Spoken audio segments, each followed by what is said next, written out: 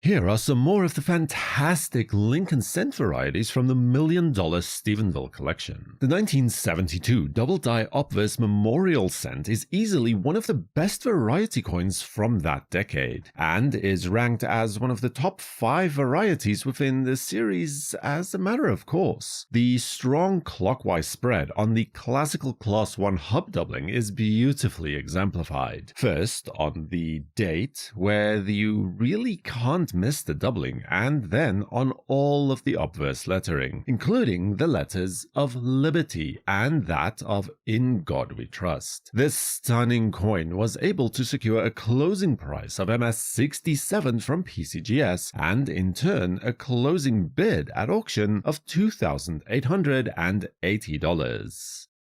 A relatively minor wheat cent variety coin that almost never receives any attention is the 1946 D/D repunched mintmark coin. By examining the mintmark area, you can clearly see that there was an initial D mintmark initially placed towards the northeast of the primary punching. The San Francisco mints, repunched and especially their over mintmark varieties, do get a lot of attention, but I'll be willing to bet that most people weren't even aware of this one. Graded by PCGS as MS67 plus red, it sold at auction for $2,880.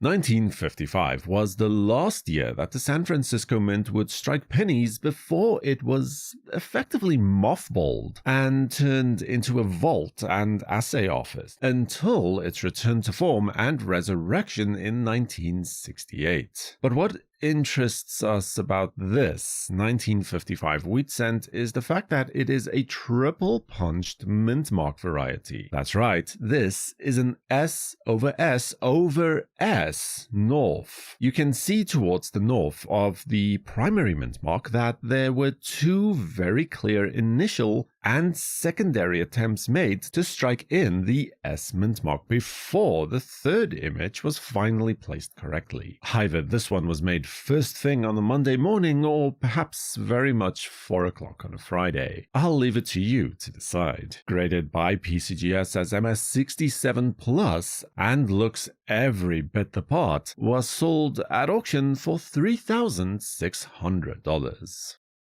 The 1943 over 2S steel cent variety is a great example of why continued study of new and, in fact, in this case, long since discovered coins should be required. For years, it was thought that this coin was just a simple, although impressive, double-die obverse variety. But it was confirmed only a few years ago that it is, in fact, also an overdate variety, though this is a later dice date example, and as such the 2 underdate is not very clear. The doubling on this one though, the 9 and the 4 in particular, is quite unmistakable, and as such PCGS has also certified the coin with a grade of MS67+. At auction it changed hands for the sum of $3,840.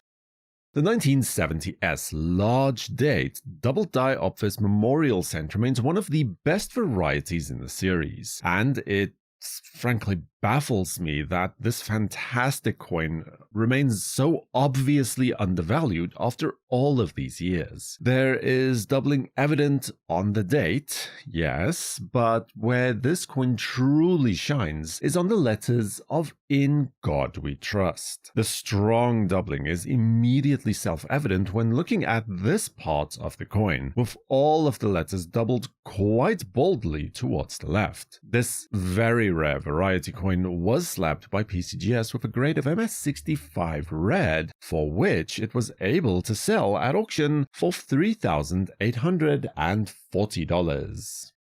1983 is really a great year for variety coins. There's so many great varieties to look for in this date, both from the Philadelphia and Denver mints. One of my favorites is actually this 1983 double-die obverse penny. It displays moderate but very distinct doubling on the numbers of the date, mostly displaying towards the south in the form of separation lines on the 9, the 8, and the 3, with the tail of the 3 being a lot thicker than it really should normally be. There is also some minor doubling on the letters of In God We Trust, but the thing that always catches my eye when I see one of these is the doubling that appears on the ear, right in the center of the coin. Graded by PCGS as MS67 Red, this gem of a coin was sold at auction for $3,840. 1995 has one of the best-known penny varieties from the last, say, 30 years, but the Denver Mint also produced a great variety in the same year. The 1995 D double-die obverse penny shows a good amount of doubling on the date, though the 5 is without a doubt doubled the strongest in this case. And since the mint was adding the mint mark directly onto the working hub at this point, we also see similar doubling on the mint mark, displaying towards the southeast. But the strongest doubling on this coin is to be found on the letters of In God We Trust, where all of the letters are doubled very strongly towards the right, with the We Trust portion being doubled towards the most dramatic effect. This example was graded by PCGS as MS67 plus red and sold at auction for the sum of $4,800. This coin used to be very deeply underappreciated in the market, but fortunately, and as this example will very well demonstrate, that is no longer the case. What we are looking at now is the 1960 D over D small over large date penny, a monster of a transitional variety, which is both a double-die obverse and a repunched mint mark variety at the same time. The initial D mint mark was struck in far towards the northwest of the intended position. You can see here that it actually touches the 9 in the date. It's so far out of place. Then the date is doubled as the first hubbing took place with a large date working hub, and it was then impressed again with a small date type to create the doubling that we can see here on all of the numbers in the date. The coin was graded by PCGS as MS66 plus red, and when the auctioneer's gavel fell, it had set a new auction record for the issue of $5,040. 1941 actually has multiple extremely collectible varieties to look for. This example is of the FS103 type and has multiple points of interest to look for, but the most prominent is likely the boldly doubled ear right in the very center of the coin. In addition to this, the last several letters of Liberty, especially the T and the Y, are doubled towards the southwest, and then finally the date is also doubled in a similar manner, but this time we can pay closer attention to the first 1 and the 9, especially towards the top curl of the 9. Graded by PCGS as MS66 red, this stunning coin was sold at auction for $5,040.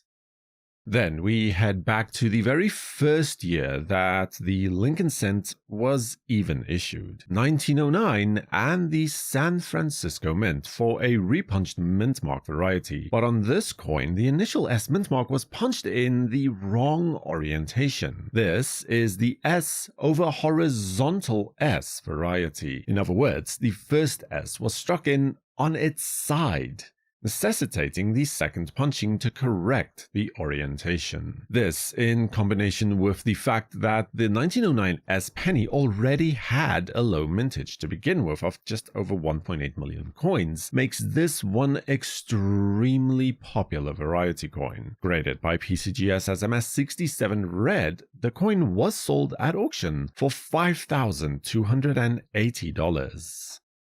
I don't think it's exactly a stretch to say that the 1955 double-die obverse Lincoln penny is the most famous variety coin, definitely the most sought-after one, with every last element of the obverse of the coin being doubled to at least some extent. The date is naturally the place that draws the most attention and exemplifies the term seeing double. But the letters of "In God We Trust" achieve complete separation and is the best example of just how wide the spread on this coin truly is. This is a truly stunning example of the coin as well, with bright orange, fiery red surfaces that literally shines under light. Graded by PCGS as MS64 red, it achieved a closing price at auction of $17,400. Subscribe to WNN and activate notifications with the bell icon to know when new videos are released. For the World Numismatic News, I am Numisman saying thank you for watching, keep collecting, and have a fantastic day.